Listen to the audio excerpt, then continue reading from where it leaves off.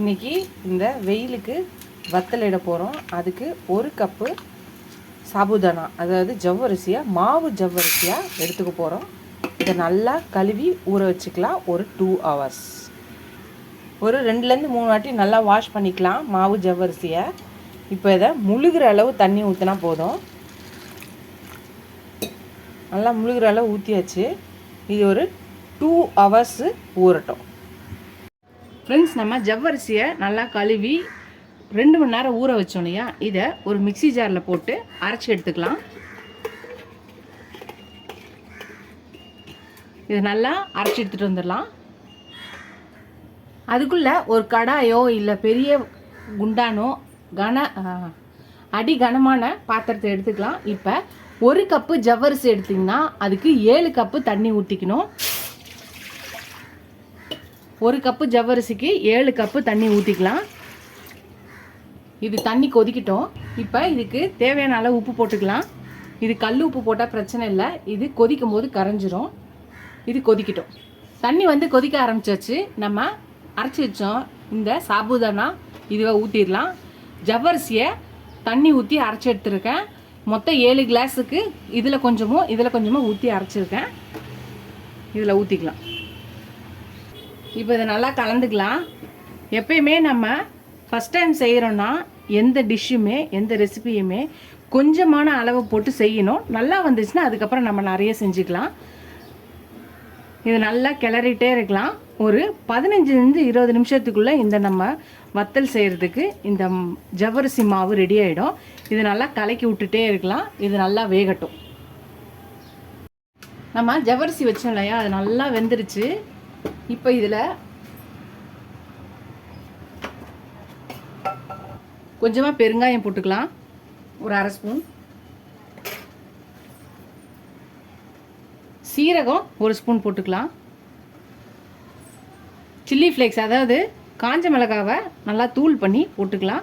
உங்களுக்கு வேணுன்னா பச்சை மிளகாவை கூட அரைச்சி ஊற்றிக்கலாம். இதை நல்லா கலந்துக்கலாம். நல்லா கலந்துட்டு இது கொஞ்ச நேரம் ஆறட்டும்.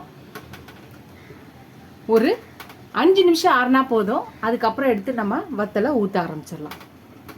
நம்ம இப்போ அடுப்பு ஆஃப் பண்ணியாச்சு. இது நல்லா கலக்கிட்டு இப்போ இதை கொஞ்சம் ஆற விட்டுக்கலாம். உங்களுக்கு உப்பு எல்லாம் போதுமான்னு பாருங்கள். உப்பு கம்மியாக இருந்தால் கொஞ்சம் போட்டு கலக்கிக்கோங்க. இது கொஞ்ச நேரம் ஆறட்டும். இப்போ நம்ம செஞ்ச வத்தல் ரெடியாச்சு. இப்போ எடுத்து ஊற்றிடலாம். நம்மளுக்கு எந்த சைஸ் வேணுமோ அந்த சைஸில் ஊற்றிக்கலாம்.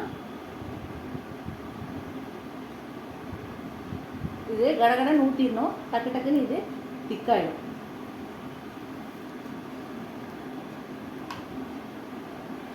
ரொம்ப மெலிசாக ஊற்றாதீங்க, கொஞ்சம் திக்காக இருக்க மாதிரி ஊற்றிக்கலாம்.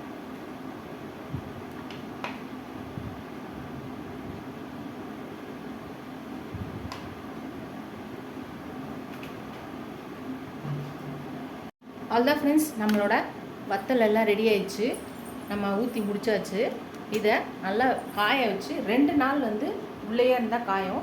வெயிலில் இருந்தால் ஒரே நாள்லேயே டக்குன்னு காஞ்சிடும். நம்ம ஃபேன் காற்றுலேயே காய விடும்போது 2 நாள் நல்லா காய வச்சு நம்ம எடுக்க வேண்டியதான். எடுத்துகிட்டு பார்க்கலாம்.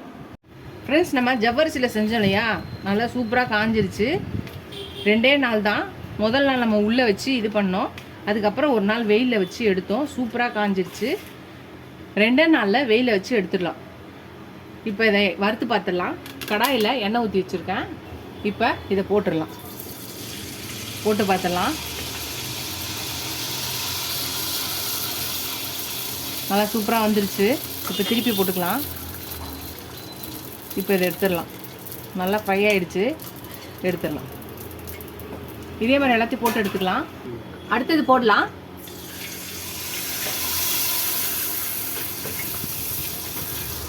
நம்மளுக்கு எந்த சைஸில் வேணுமோ அந்த சைஸில் நீங்கள் ஊற்றினீங்கன்னா அதுக்கேற்ற மாதிரி பெரிய சைஸாக வரும். அவ்வளோதான். இதையும் எடுத்துடலாம். இது மாதிரி எல்லாத்தையும் நம்ம வறுத்து எடுத்துக்கலாம்.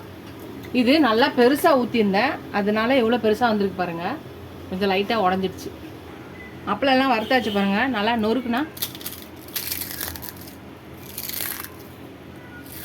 நல்லா சவுண்டு கேட்குது பாருங்கள். நல்லா நொறுங்குது. ரொம்ப டேஸ்ட்டாகவும் இருக்குது. ஜவ்வரிசியில் இப்படி வத்தல் செய்ய முடியுமா அப்படின்னு நிறைய பேருக்கு தெரியாது. தெரிஞ்சவங்க ஓகே, தெரியாதவங்க கண்டிப்பாக அதை ட்ரை பண்ணி பாருங்கள். ட்ரை பண்ணி பார்த்துட்டு எப்படி இருக்குன்னு சொல்லுங்கள். நல்லா சவுண்டாக இருக்குது, க்ரன்ச்சியாக இருக்குது,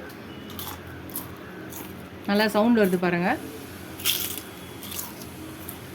உங்களுக்கு சவுண்டு கேட்கும்னு நினைக்கிறேன். கண்டிப்பாக இந்த வத்தலை ட்ரை பண்ணி பாருங்கள். இந்த வெயில் முடியறதுக்குள்ளே இந்த வத்தலை செஞ்சு வச்சிட்டிங்கன்னா 1 வருஷத்துக்கு நம்மளுக்கு இது நம்ம ஸ்டோர் பண்ணி வச்சுக்கலாம். ட்ரை பண்ணி பார்த்துட்டு எப்படி இருக்குன்னு சொல்லுங்கள். ஃபஸ்ட் டைம் சேனல் பக்கம் சப்ஸ்கிரைப் பண்ணிட்டு பாருங்கள். இது ஒரு சப்ஸ்கிரைப் பண்ணலாம் எல்லா ஃப்ரெண்ட்ஸ்க்கு தேங்க்ஸ். எனக்கு சேனலுக்கு சப்போர்ட் பண்ணிங்கன்னு நினைக்கிறேன்.